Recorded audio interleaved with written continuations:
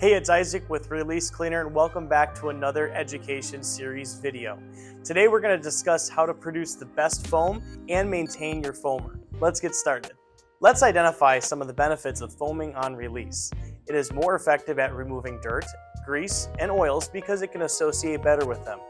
It is environmentally friendly. There are no gases involved, just pressurized air. It is ideal for equipment cleaning and you can cover a lot of area quickly, and it helps clean those hard to reach areas. Let's go over maintaining your foamer. Proper maintenance ensures that you get the best foam possible for cleaning.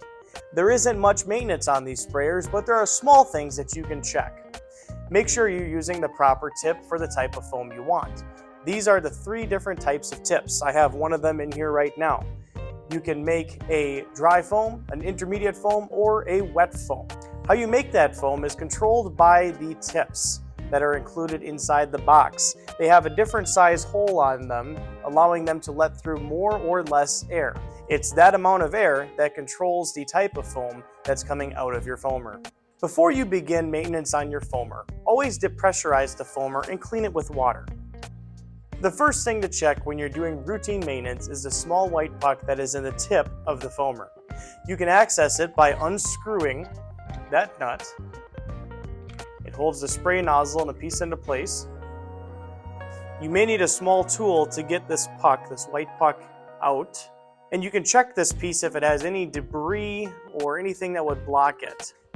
In the event of an obstruction of the nozzle, clean it with water and do not use metallic objects.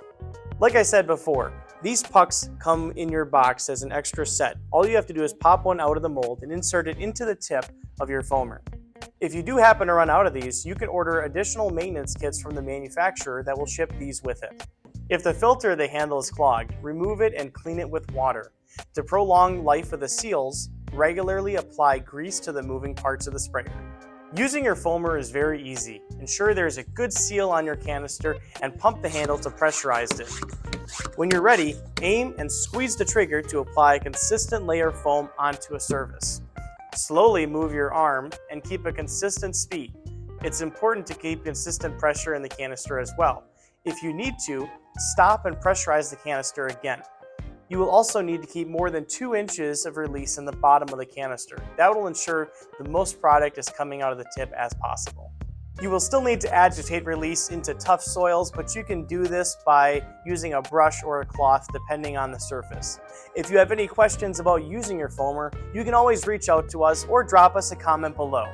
Thanks for watching this video and be sure to check out releasecleaner.com.